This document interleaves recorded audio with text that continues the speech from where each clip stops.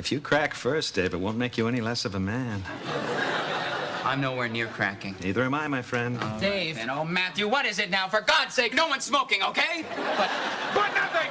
You know what we need around here is an anti-whining ordinance. So just sip your sniveling little lip and all your skinny ass out of. Welcome back to Thinking Critical. This is Wes. And, you know, for the past few years, it's been a lot of kind of bad news for IDW Publishing. Well, just IDW media as a whole with kind of the losses they've had with their streaming programs that maybe, obviously Locke Key did well, but some of the other things didn't really take off. Obviously, lately they've had the Teenage Mutant Ninja Turtles: The Last Ronin, which has been an enormous hit, probably the biggest comic book hit that they've ever had. Obviously, there's been some delays, but today they got some maybe even better news. When DC Comics had all their layoffs, they're obviously, I think they had like a 12-month severance package. So a lot of those people are finally now coming on the block to be hired up, and we're starting to see that happen. And one of the real surprising firings from DC was Mark Doyle, one of the more liked editors over at DC, and he's got a new place at IDW. Now, here to talk with me about that is independent writer, independent editor, award-winning editor, Joe Coralla. How you doing? I'm all right, Wes. How are you? I'm doing pretty well. So I was curious to see where Mark Doyle was going to end up being. If people don't know this, he started out, I believe, as an executive editor on the Vertigo line, and steadily worked his way up to where he was the man behind Batman during the New 52. Brought in Greg Capullo and Scott Snyder on that run, one of the more successful recent runs in DC Comics history. Very, very well done. He also brought the Black Label kind of project online. That's also been successful. He was also, I think, the executive editor at Vertigo when that kind of tanked under Andy Coury. So he's got a little bit of, not everything has been completely successful, but Mark Doyle has been, was one of the real talents over at DC. Had a little run in, I believe, with Tom King during his Batman run, was removed from Batman. But other than that, he's someone that a lot of people were really upset when he was let go. And now he's over at IDW. This feels like a really big get for IDW. The projects with the bigger name creators within independent publishing have been getting really big numbers. A lot of those creators like to work with Mark Doyle. It's important for IDW, right, Joe? Oh, absolutely. Mark Doyle's a great get. He was the one who really found Scott Snyder. I think brought him in for American Vampire and was Scott's strongest advocate at DC for a very long time. So when you're getting someone like Mark at your company at a place like IDW, you're getting them in part because of experience, but also for that Rolodex. Scott made it very clear in the coming years he wants to focus on creator-owned work. Mark Doyle is going to be sort of the editorial director of specifically onboarding new creator-owned properties. It doesn't take a rocket scientist to figure out that Scott Snyder is almost certainly going to have a project at IDW. And when you get someone like Scott, we might get Jeff Lemire and some of these other heavy hitter creators that either haven't done much at all at IDW or haven't been published there at all yet. Yeah, that's one of the interesting things. Obviously, he's had a lot of success on Black Label, so Scott Snyder's done work there, but you've had your Jeff Lemires, you had your Jeff Johns. Don't know that Jeff Johns will be going over to IDW, but he's worked with a lot of these big name creators that were kind of specifically associated with DC. We know DC's moving kind of away from focusing on all the big name creators, and there's some free agents out there, and his reputation and the fact that these guys like working with him is going to be great, because one of IDW's biggest problems is when they decided that they wanted to become a big media company and start producing their own IP into streaming shows, maybe movies, was that most of their efforts have been put into licensed materials. Transformers, G.I. Joe, My Little Pony, obviously TMNT. So they had put all their focus and their resources into those materials. Obviously, you cannot make those into a cartoon, a TV show, or a movie. Now, if you get some of these big name heavy hitters that have had success, you got a lot more opportunity to get some of these new creator-owned original IPs out there and maybe get some success moving them on to other platforms. Absolutely. And we may have talked about this a little while back, but there was news a few weeks or a month or so ago that Wizard of the Coast books, like what was it, Magic the Magic the Gathering, Gathering. they're going over to Boom. And the important thing to keep in mind here is that Wizards of the Coast is part of the greater Hasbro umbrella of properties, and IDW was previously doing the Magic the Gathering comics. So They're the exclusive home of Hasbro comic book characters. yeah, so we could be seeing the start of Hasbro moving away from IDW and going to Boom, or pushing these original properties and seeing if they can get more buzz may be a deciding factor if Hasbro, migrates the rest of their properties over to a place like Boom or continues with IDW. So I feel like this is a pivotal moment for the company to see if they can regain some ground moving forward. There was a time, not that long ago, I feel, that IDW, it looked like, eclipsed Dark Horse and was pretty solidly like the number 4 publisher there for a hot minute. And then Dark Horse kind of took them back, and Boom is really giving them a run for their money if they haven't already surpassed IDW. Yeah. So that's big for them to, this is a moment that they really need to take someone like Mark Doyle, take that Rolodex, get the big ideas, and really bring the energy back to the company. You can't just bring Scott Snyder in, for example. We don't know that for a fact, but since it's Mark, it's very possible. Yeah. But with someone like Mark,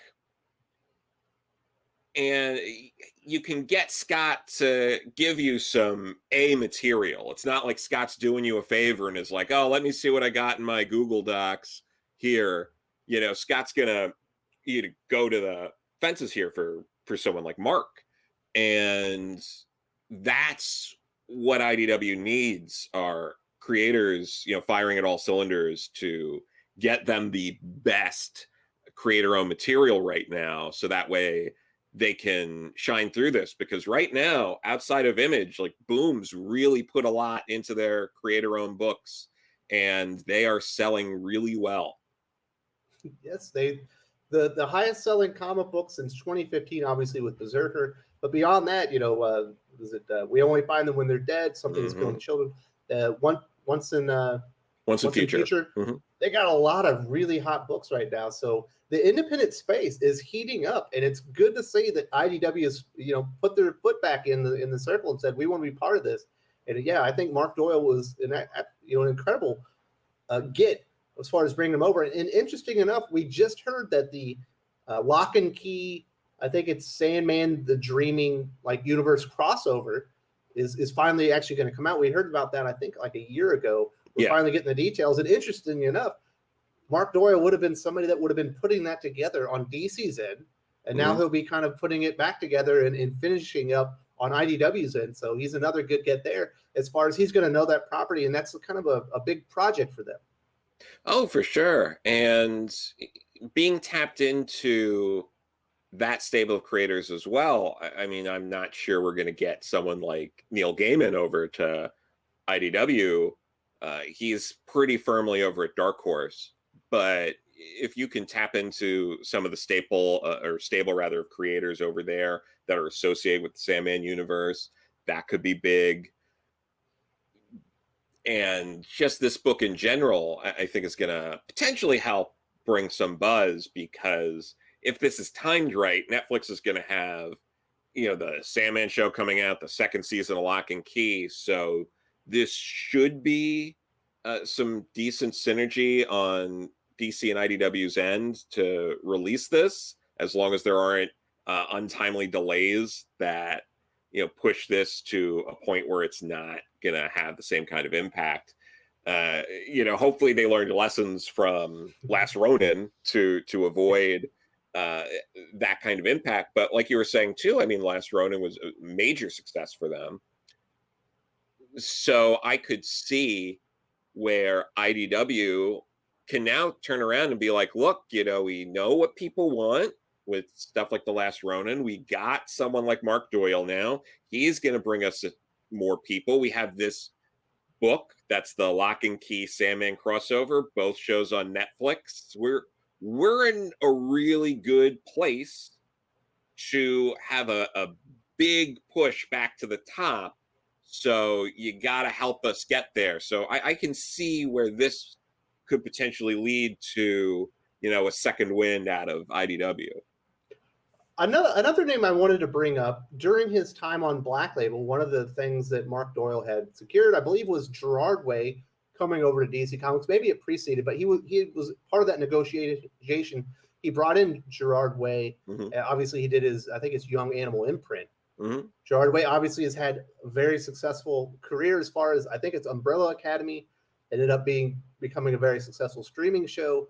And I know that the sales on those, trades, whenever those seasons would come out, they would kind of go through the roof. So it's nice that he kind of has a connection with somebody that's had a lot of success with exactly what IDW wants to do as far as the creator end as well. Oh, for sure. I know Shelley Bond had a lot to do with getting Gerard Way, and she ended up getting axed right before Young Animal started, but she was there initially, and I believe Gerard was an intern of hers when he was at Vertigo, in college when he was in SVA. But Mark was there and was aware of a lot of what was going on, and that's another big talent pool, well beyond just Gerard. I mean, mm-hmm. We had Becky Cloonan, Michael Conrad, Steve Orlando, Mike Allred. Mike Allred would always be a good get for something like this. Steve Orlando not being tied to DC and doing some stuff at Marvel. Maybe you get someone like Steve to come do original work. Yeah, he's got his own Image series out too. Was it Commanders in Crisis? Yes. So. And he's had other work at Image. Mm-hmm. So he's someone who's been doing stuff in the creator-owned comics field for a while and could potentially be another good get. Even someone like James Tynan, Scott is very close with James, really launched James's career as a student of his. And I mean, James started as the writer of backups on Batman and then got, the Talon from Scott. So if things are going well at IDW, you have someone like Mark Doyle there, you have Scott. If you can convince James, hey, instead of going to Boom for your next big hit, because we know it's going to be a hit, why don't you bring it to IDW? This is where you start seeing more of a clear path to an IDW recovery that wasn't clear, I think, to a lot of people until this news broke out. Now I think we kind of see a bit of a roadmap here where, okay, I see where this could potentially end up going really well. Absolutely. So mm-hmm. I hate talking about IDW. It's we got to talk about the financial situation. It's getting worse and worse. Obviously, a lot of their issues are with the media side, with streaming and stuff like that. But it feels like maybe they're smoothing some of those issues out. Mm-hmm. And if they can get the publication, line running, they obviously had, I believe, it was a big success with March. Mm-hmm. That was kind of a unique circumstance. They can get some more materials like that, more stories like that. That's obviously got a place at IDW as well. But things are looking up. I think Mark Doyle was a great get, a huge pool. I imagine he had more than one opportunity to go be an executive editor. IDW probably wasn't the only company courting him, and he made that decision. And I think it's going to pay dividends on the back end for this. And things are looking up. I hope IDW starts pumping out some good stuff, because I have loved a lot of the original IPs from IDW. I really like mm-hmm. the oh my goodness, how am I forgetting this now? Kanto?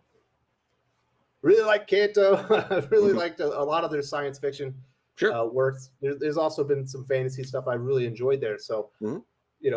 It never gets the publicity that you would hope it would, because they're always kind of pumping out the Transformers, G.I. Joe kind of crossover stuff that they're doing with their, Ghostbusters, My Little Pony type things. So hopefully it's all about the original IP moving forward. And I think Mark Doyle will be a huge part of that.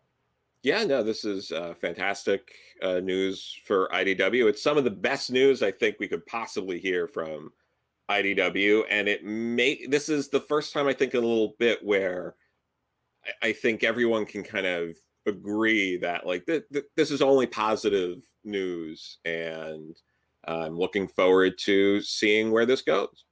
Absolutely. And if you're looking for some original stuff from IDW, not only is there Kanto, there's The Kill Lock, which is an amazing sci-fi story, one of my favorite comics of 2020, if not my very favorite comic. There's also The Highest House, which is a really good fantasy comic. So they do good original stuff, but just nobody seems to know about it. Yeah, it's not just March and They Call Us Enemy, which are both incredible books or series as well. Definitely check those out from a historical standpoint.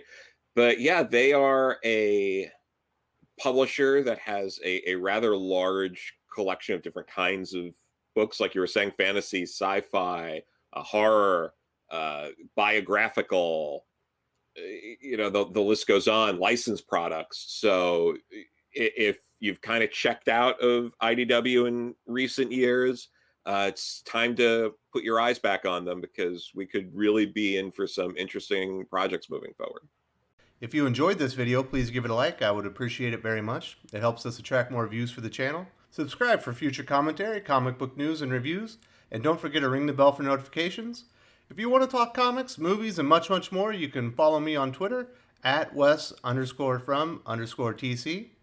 With that, Salamat Po, and I'm out.